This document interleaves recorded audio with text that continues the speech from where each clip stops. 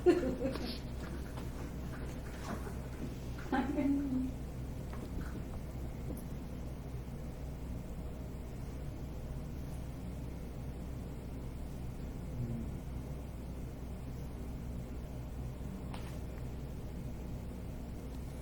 o'clock. Okay. Bismillahirrahmanirrahim.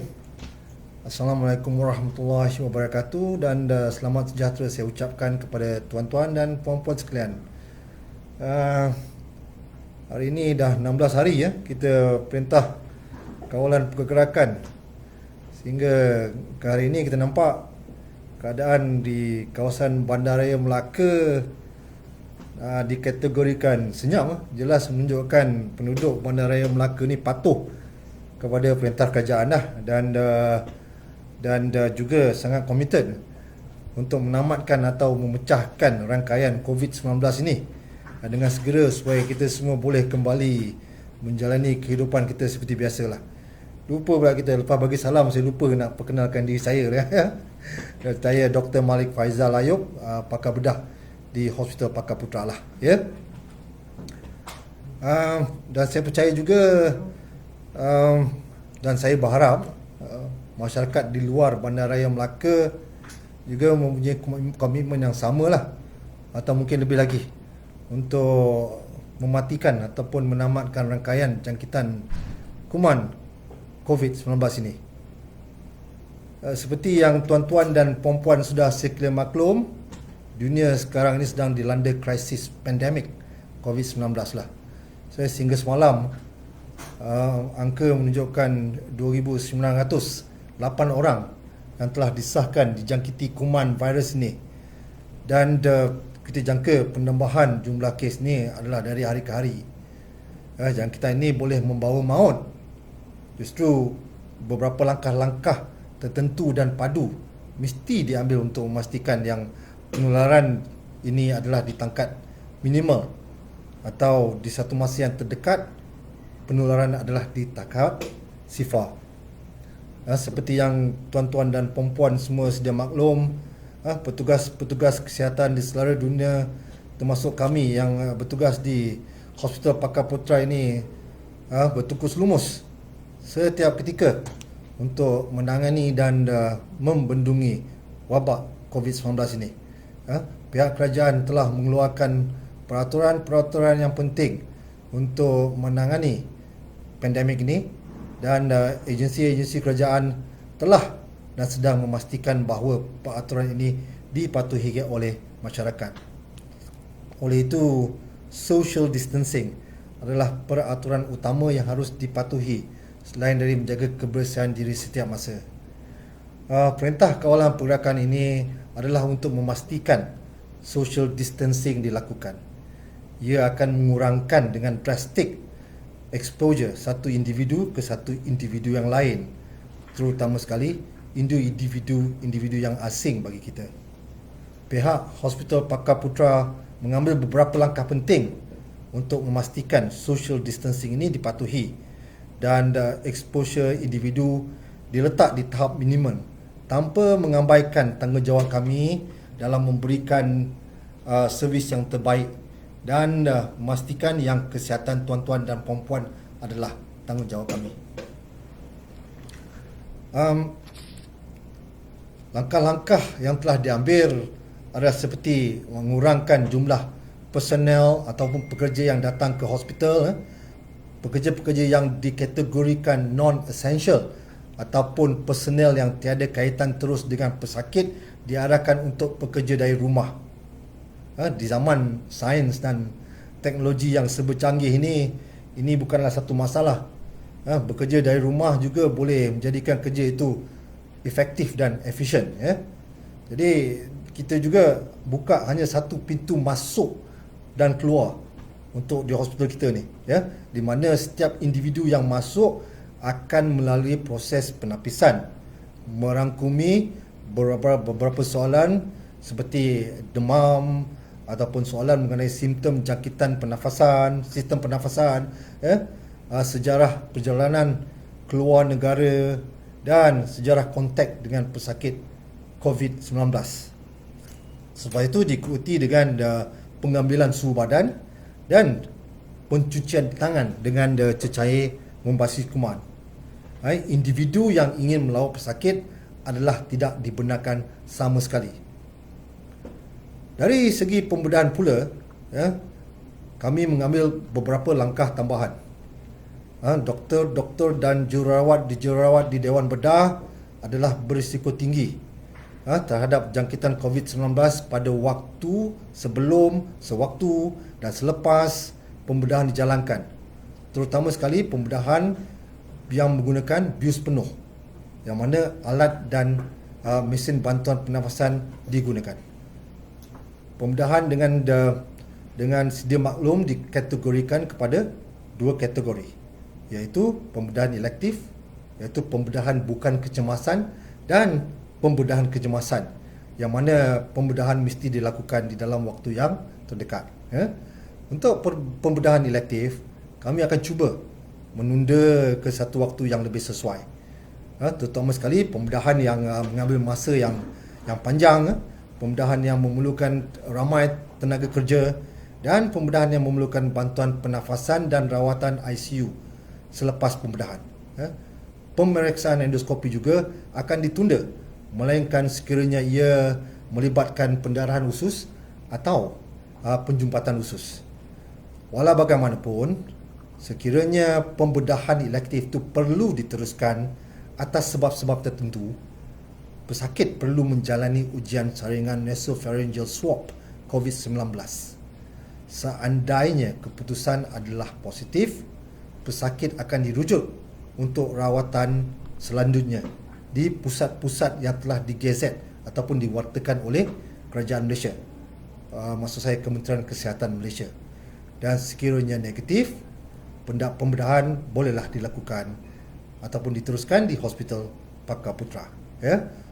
Untuk pembedahan kecemasan pula, pesakit yang sudah disaring di pintu masuk dan didapati tiada risiko tinggi jangkitan COVID-19, pembedahan akan dilakukan ataupun dijalankan seperti biasa. Jadi, saya harap penerangan ringkas saya ini akan membantu tuan-tuan dan puan-puan semualah dalam membuat pilihan dari segi waktu yang sesuai untuk datang ke hospital untuk rawatan.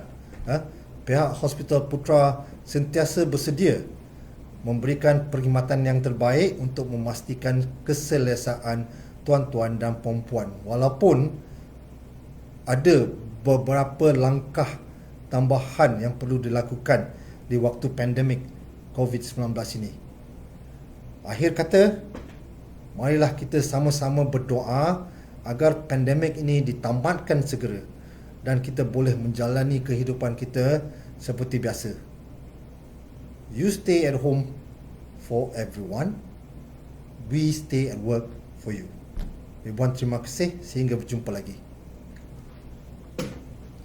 Kalau ada apa-apa yang nak dibangkitkan oleh tuan-tuan dan puan-puan, bolehlah mesej kepada saya dan saya akan cuba jawablah dengan yang terbaik.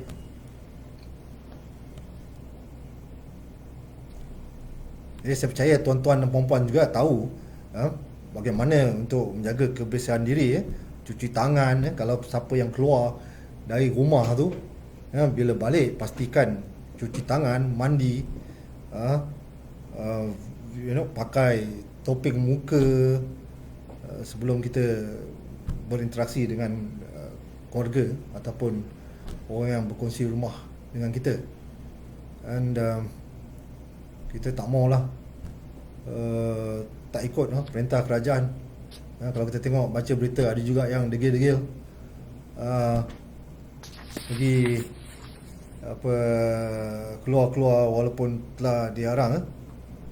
Ada satu soalan sini, doktor boleh bagi nasihat, doktor boleh bagi pengalaman. Pengalaman apa tu? Pengalaman saya dalam bidang pembedahan, kalau nak cerita tak cukup 15 minit ni. Pengalaman apa tu? Mungkin soalan adalah lebih spesifik. kita lihat lagi soalan-soalan yang lain.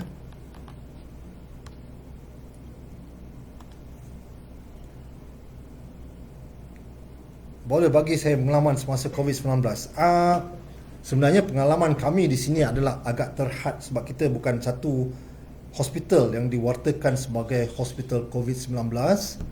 Walau bagaimanapun, kita menjalankan saringan. Saringan ini penting untuk kita mengenal pasti orang-orang yang mungkin ada jangkitan COVID-19. Ya, bila kita berjumpa dengan pesakit di sini, kita akan menyediakan diri kita dengan pakaian yang spesifik, memastikan yang kita tak dijangkiti oleh kuman COVID-19 tu. Di sini kita treat ataupun kita lihat semua individu-individu yang masuk di hospital ni sebagai orang yang ada potensi mempunyai COVID-19. Ya. Tak semestinya dia ada COVID-19, tapi kita anggap dia ada COVID-19. Ini adalah untuk menjaga diri kita dan untuk menjaga orang-orang lain yang akan berinteraksi dengan kita. Jadi pengalaman untuk menangani orang yang dah kena COVID-19 tu saya tak ada lah. Minta maaf lah.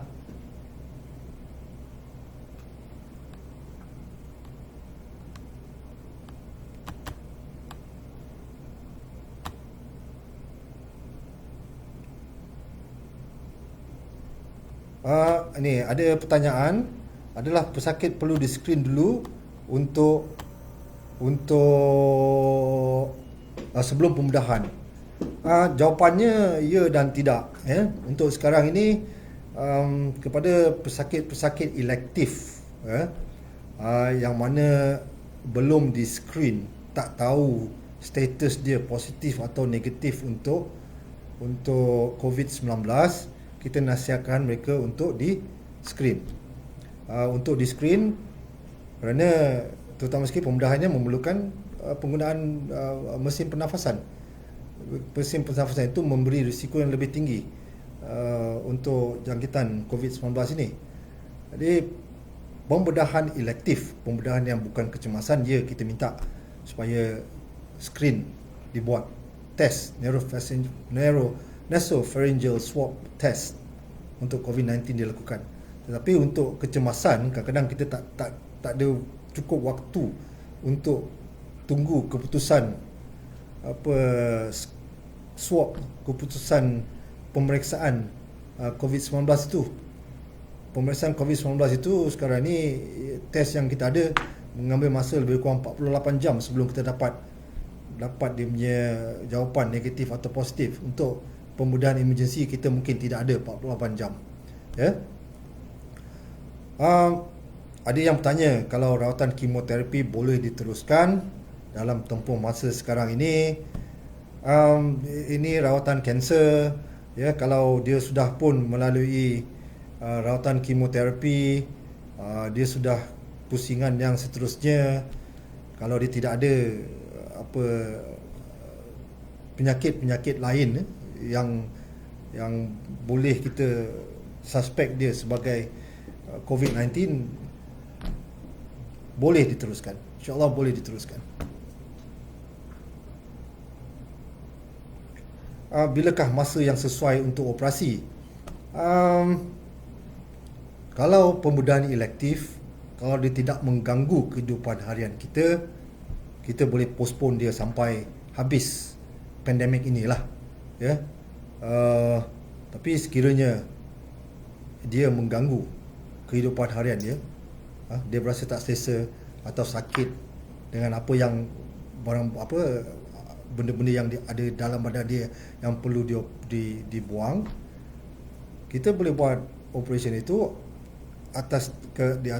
pada tarikh yang dipersetujui bersama.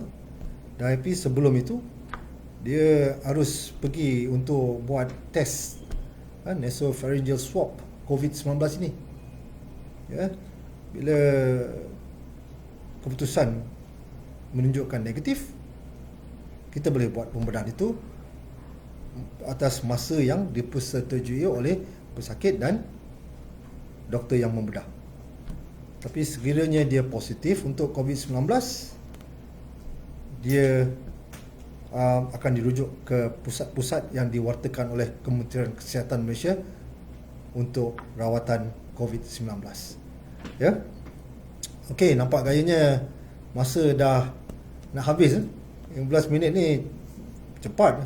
Mula tadi ingat panjang, rupanya cepat. Sekali lagi saya ucapkan terima kasih. Semoga kita berjumpa lagi di lain waktu. Kami dari Hospital Pakar Putra Melaka mengucapkan sekali lagi selamat sejahtera. Semoga wabak ini ditangani dengan baik, ditangani dengan cepat. Kita semua berdoa kepada Tuhan. Dan akhir sekali, pesanan dari kami, stay at home. You stay at home for everyone, and we stay at work for you. Bye-bye.